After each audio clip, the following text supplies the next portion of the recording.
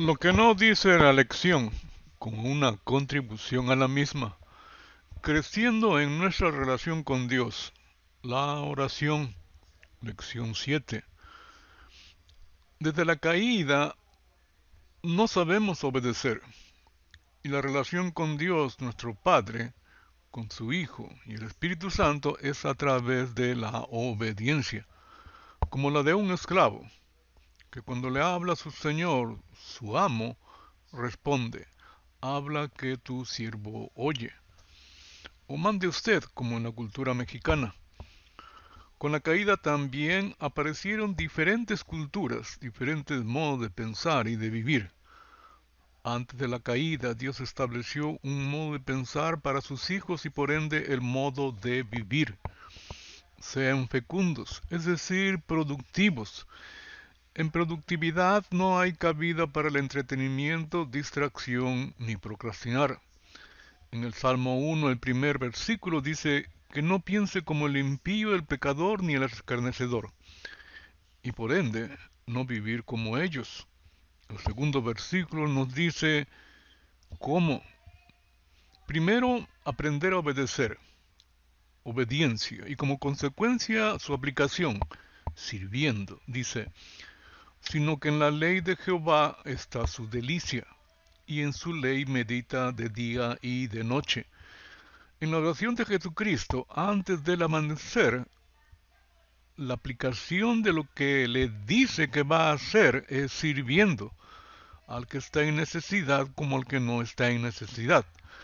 También en la oración de Jesucristo antes del amanecer no hay ninguna petición para sí mismo, como si tuviera necesidad. Jesucristo es un ser completo, sin ninguna necesidad, que su día es exento de entretenimiento, distracción ni procrastinar, porque Jesucristo es un ser productivo. Entonces nuestra oración debe ser como la de Él, exento de dos cosas, petición y no productividad. Pero nosotros sí tenemos necesidades. ¿Cómo pedir sin pedir? Diciéndole lo que vas a hacer. Por ejemplo, necesitas trabajos, le dirás, voy a buscar trabajo. No os afanéis pues diciendo qué comeremos o qué beberemos o qué vestiremos. Necesidades básicas para vivir. Porque los paganos van en busca de solucionar estas cosas, mas vosotros no. Bien sabe vuestro Padre Celestial que vosotros también necesitáis todas estas cosas, es decir, techo, comida y vestido. Mas buscad primero el reino de Dios y su justicia, y todas estas cosas os serán añadidas. Es decir, el trabajo no se busca para vivir. Eso no debe ser el enfoque, sino para servir.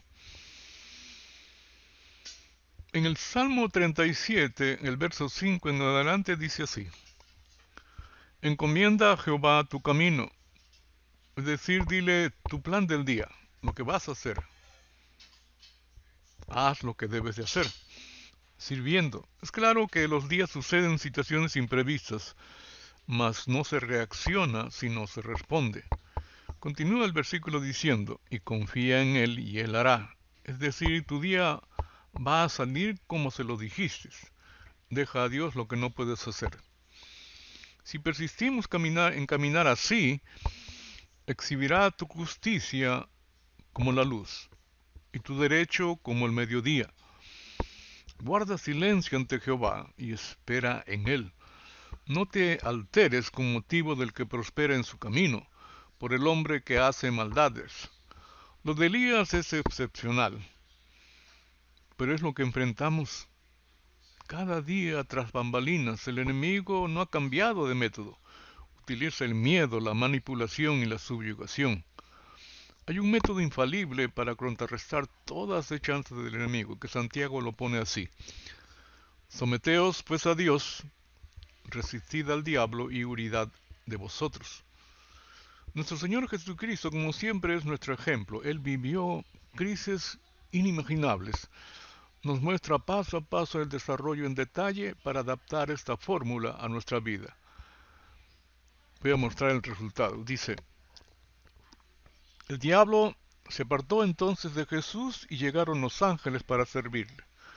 En Lucas dice de esta manera: después que el diablo trató por todos los medios de hacerlo caer en tentación, se alojó de él por un tiempo.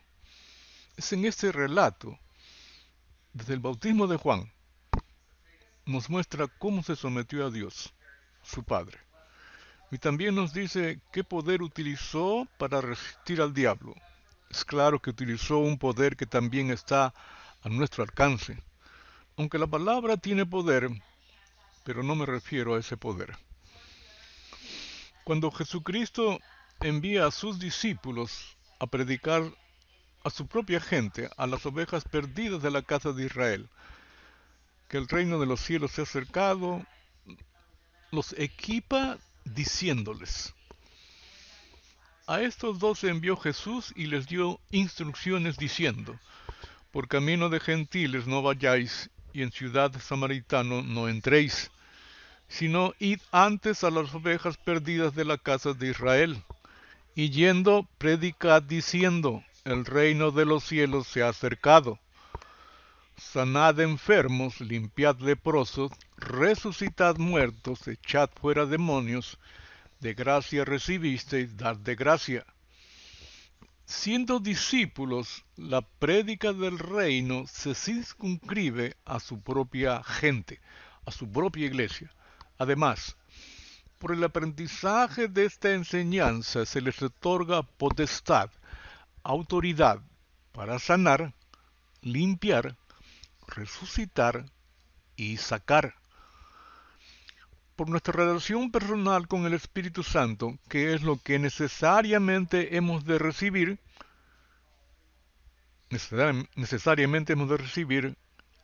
ágape, amor, el fruto del Espíritu Santo, que se manifiesta en gozo, paz, paciencia, benignidad, bondad, fe, mansedumbre, templanza. Contra tales cosas no hay ley. ¿Y qué es lo que no necesariamente hemos de recibir por nuestra relación con el Espíritu Santo? Son los dones, porque el Espíritu Santo se los da a quien quiere.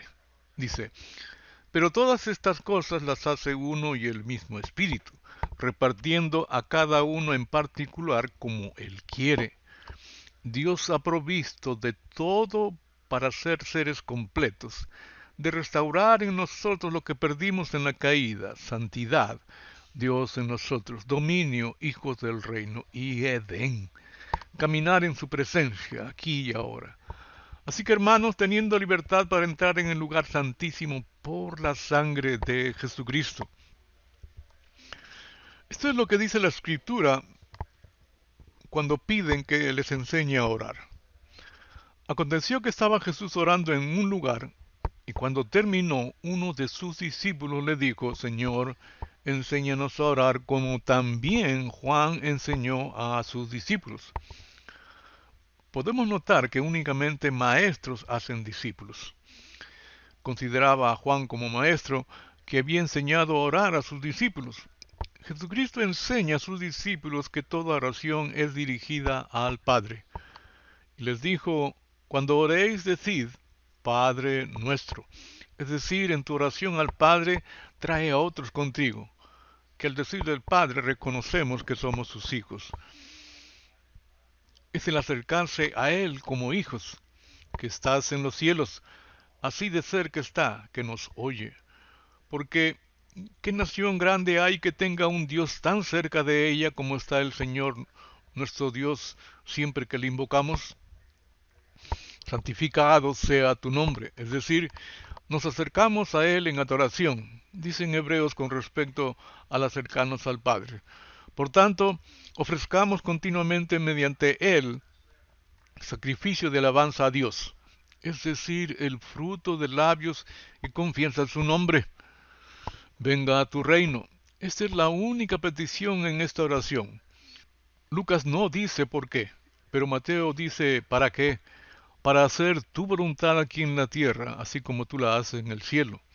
Tiene sentido porque el reino es forma de gobierno, donde la palabra del rey es ley. Reino es cultura, es una forma de pensar y por ende manera de vivir, la cual es sirviendo. Ya en el pasado habíamos rechazado esta forma de reinar de Dios sobre nosotros cuando pedimos rey, y dijo Dios en esa ocasión. Y el Señor dijo a Samuel, escucha la voz del pueblo en cuanto a todo lo que te digan, porque no te han desechado a ti, sino me han desechado a mí, para que yo no sea rey sobre ellos.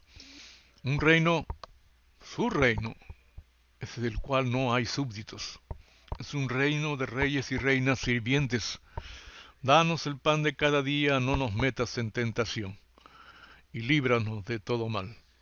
Son exigencias propias de hijos apelando a la responsabilidad del Padre, que es la de proveer, darnos el pan de cada día, sustentar, no nos metas en tentación, que tiene que ver con el balance emocional de la familia, y proteger, líbranos del mal. Es decir, en cuanto obedezcas, estás protegido. Y perdona nuestras ofensas, así como nosotros perdonamos a los que nos ofenden. El perdón de Dios es condicional.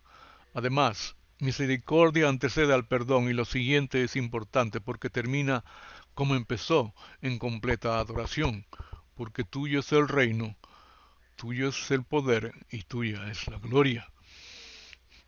Como hemos visto en el análisis de la oración del Padre Nuestro, más que alabanza es adoración. Es la manera que debemos de acercarnos a nuestro Padre Celestial, que reside en la eternidad, fuera del tiempo. Esto está tan cerca que nos oye. Jesucristo nos enseñó de esa manera. Al confesarle apelamos a sus misericordias, y es por esa razón que nos perdona. Que por ser sus hijos espera que nosotros hagamos lo mismo, que seamos misericordiosos. Sed misericordiosos así como vuestro Padre es misericordioso. También, como hemos visto en esta oración, hay una sola petición, el reino, el cual es la regencia de uno en beneficio de los demás. Así como el Hijo del Hombre no vino para ser servido, sino para servir y para dar su vida en rescate por muchos. Los hijos del reino serán llevados. Todo aquel que es de la verdad oye mi voz, me obedece. La voluntad del Padre es obedecerle. ¿Cómo sabe un padre si sus hijos le aman? Solo y únicamente cuando le obedecen. Dice también en otra parte, pagad a todos lo que debéis. Al que tributo, tributo, al que impuesto, impuesto, al que respeto, respeto, al que honra, honra. No debáis a nadie nada, sino el amaros unos a otros, porque el que ama al prójimo ha cumplido la ley. ¿Cuál es el objetivo? ¿Cuál es el propósito? La forma de agradecer es sirviendo a Dios, al que está en necesidad como al que no está en necesidad. Hablando de la fe, hay dos tipos de fe. Dice, es pues la fe, la certeza de lo que se espera, la convicción de lo que no se ve. Este tipo de fe es basado en una promesa, por lo cual requiere obediencia. Los hombres de fe obedecieron a la orden del Señor, como es el caso de Noé. Dice, por la fe Noé, cuando fue advertido por Dios acerca de cosas que aún no se veían, con temor preparó el arca en que su casa se salvase, y por esa fe condenó al mundo, y fue hecho heredero de la justicia que viene por la fe.